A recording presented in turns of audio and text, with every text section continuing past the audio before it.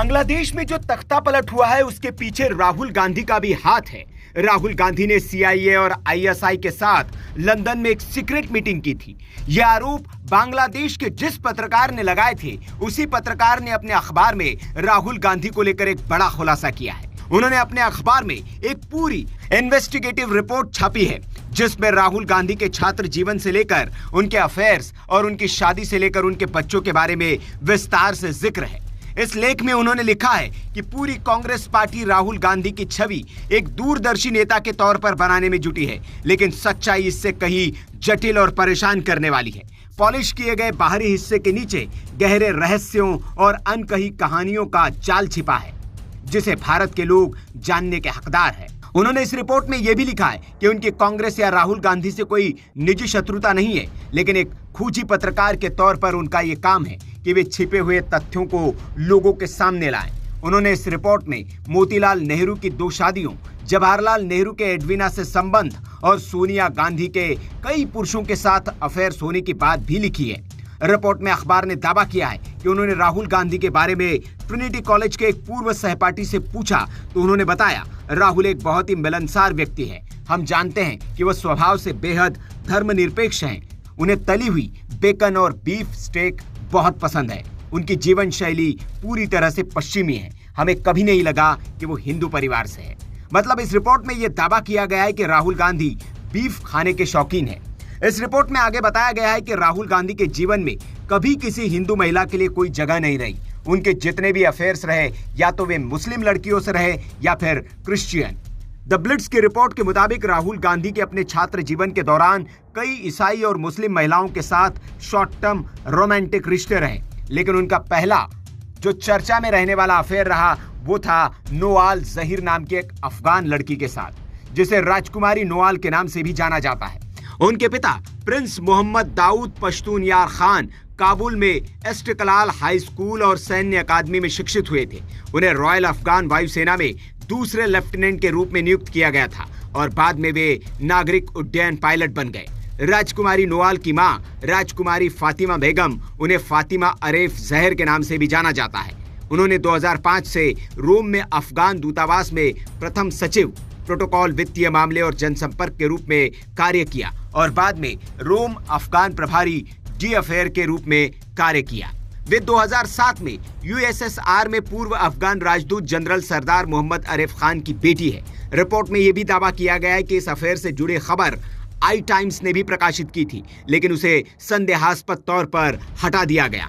इस तरह the Sunday guardian से भी 2012 में प्रकाशित ऐसी एक दूसरी रिपोर्ट को भी हटा दिया गया है। राजकुमारी नोआल जहीर अफगानिस्तान के राजा मोहम्मद जहीर शाह की पोती है, जिन्होंने 1933 से 1973 तक अफगानिस्तान पर शासन किया था।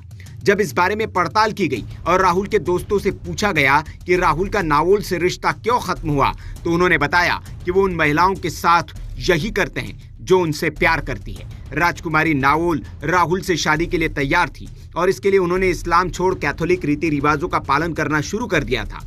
वे राहुल गांधी के साथ अक्सर इटली में सोनिया गांधी के घर चैपल में प्रार्थना किया करती थी। वहीं इस रिपोर्ट में एक दूसरे सूत्र का हवाला देते हुए जिक्र किया गया है कि राहुल और नोआल के बीच संबंध तब खराब हो गए जब वो गर्भवती हो गई और राहुल ने जोर देकर कहा कि वो गर्भपात करा ले। इससे नोआल को बहुत दुख हुआ और उसने राहुल को विश्वासघाती मानते हुए रिश्ता खत्म करने का फैसला किया। इसके बाद राजकुमारी नोआल जहीर ने 2013 में मिस्र के राजकुमार मोहम्मद अली से शादी कर ली। इस पर राजकुमारी नोआल जहीर से अखबार ने प्रतिक्रिया के लिए संपर्क भी किया, लेकिन वहां से कोई जवाब नहीं मिला। इस रिपोर्ट में राहुल के एक और अफेयर का जिक्र है। रिपोर्ट में बताया गया है कि कैम्ब्रिज यूनिवर्सिटी के ट्रिनिटी कॉलेज में पढ़ाई के दौरान राहुल गांधी का एक अमीर कोलंबियाई ड्रग कार्टेल नेता की बेटी वेरोनिक कार्टेली के साथ अफेयर चला। राहुल गांधी ने 2004 में इंडियन एक्सप्रेस की पत्रकार वृंदा गोपीनाथ के साथ एक इंटरव्यू के दौरान कबूल किया था कि उनकी प्रेमिका का नाम वेरोनिक था। हालांकि उन्होंने भ्रामक रूप से उसे स्पेनिश मूल की और पेशे से एक आर्किटेक्ट बताया था। वेरोनिक कार्टेली को सार्वजनिक तौर पर राहुल गांधी के साथ तब देखा गया था जब वे 1998 में अपनी मां की पहली रैली के लिए दिल्ली आए थे। इसके बाद उनको कई बार राहुल के साथ देखा गया। रिपोर्ट में दावा किया गया है कि अप्रैल 2019 में यह पता चला कि राहुल गांधी विदेश में एक और नाम राहुल विंची का इस्तेमाल करते हैं और वेरोनिक काटिली उर्फ जुआनिता विंसी के साथ उनके 2 बच्चे हैं, न्याक विंची एक लड़का जो कि 19 साल का है और मिनिक विंची एक लड़की जो अब 15 साल की है।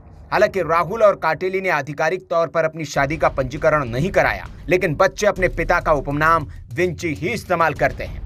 इस रिपोर्ट में ला विंची काटिली नाम की एक कंपनी होने का भी दावा किया गया है, जो चीन, ईरान, इटली के बड़े माफिया और यहां तक कि पाकिस्तान के भ्रष्ट व्यक्तियों को वित्तीय परामर्श सेवाएं देती है।